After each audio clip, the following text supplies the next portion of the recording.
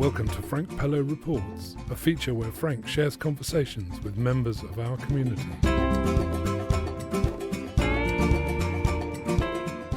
I am here at Ludgate Antiques with Nicki and Ralph, who are organisers and sellers at the Enys House Antiques Fair that's coming up.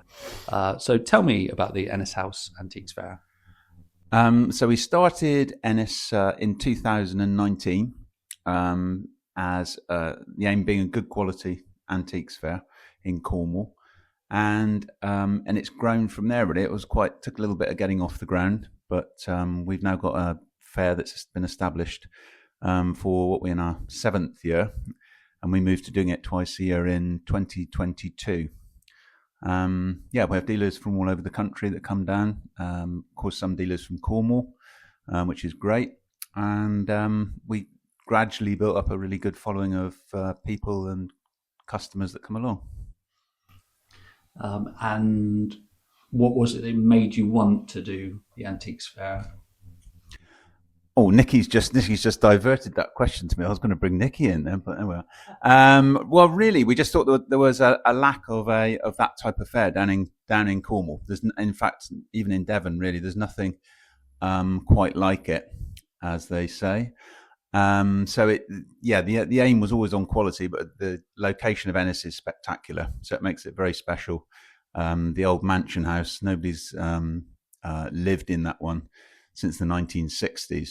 So it's whilst it's maintained to keep it watertight, it's just a beautiful setting for the fair, and sort of a bare walls.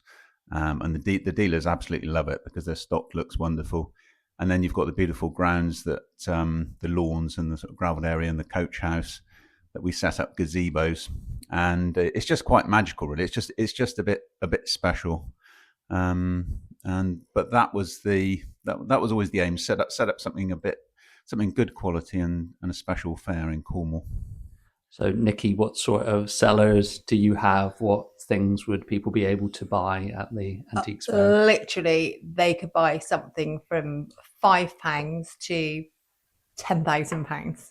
So all sorts. There's anything from 18th to 20th century furniture, textiles, folk art, jewellery, the artwork. We have chap called Paul Atterbury, who's often seen on TV. He does Antiques Roadshow. So he came with us for the first time in September last year, and he can't wait to come back. He loved it. So that's really nice. And because obviously we go off and do fairs ourselves, so we met him at Bath Decorative a couple of years ago. Yeah, so that's right. And it's nice to see people come in and say, oh, that's that man from the TV. When was that? 4 years ago, we had Salvage Hunters come and film. And it was a really grim, rainy weekend on Saturday especially. But because Drew Pritchard and T were wandering around, I just kept seeing selfies all over Instagram of everybody with him. And it just put a smile on everybody's face. It's just great. It's really lovely. And people love it. You know, it's in their calendar as well as in all the dealers' calendars. It's really nice. And Ralph, how is it different being a seller at an antiques fair to being the person who is organising it and in charge? Stress, and more stress.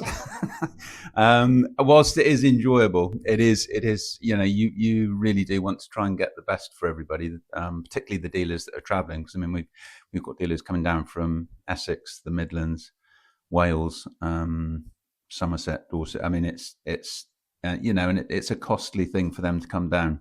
So whilst they love coming down in the location, of course, at the end of the day, they need to sell. So our job really is to try and put the buyers in touch with the sellers. It's all very well having beautiful things, but you do need all our lovely customers that come along and hopefully buy some of them.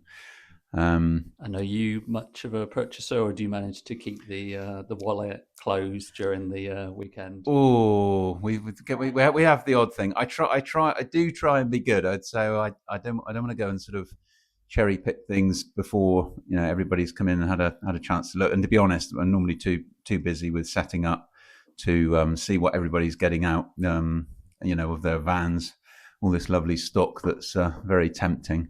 But on the Sunday, if people haven't got going by the Sunday afternoon, I think it's fair game then. So I'll have a wander.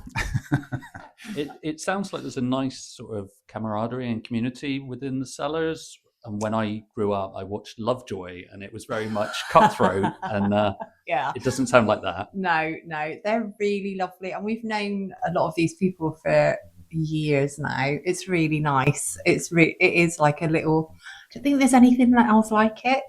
It's not every day somebody's an antique dealer, so everybody's literally from all walks of life and from everything they sell. It's just great.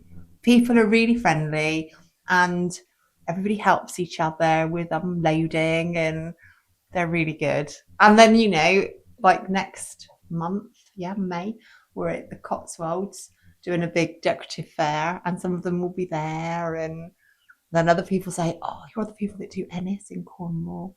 It's great. If you can just give us the brief details about the Antiques Fair again. Yep, so we open on Saturday the 25th of April at 10 o'clock in the morning. Everything will be set up by then, and all the parking staff will be ready to slot you into place. So it's 10 till 5 on Saturday and 10 till 4 on Sunday. There'll be plenty of road signs out. I've been out yesterday putting up road signs, so you can't really miss it. You turn off the Perrin a Worthil on the Truro Falmouth Road, or if you're coming in from the other side, you'll see the road signs. But St Gluvius, Penryn, Enys Estate, the place to be on the 25th and 26th of April. Fantastic. Thanks so much, and best of luck with your selling and buying. Thank you. Thank you.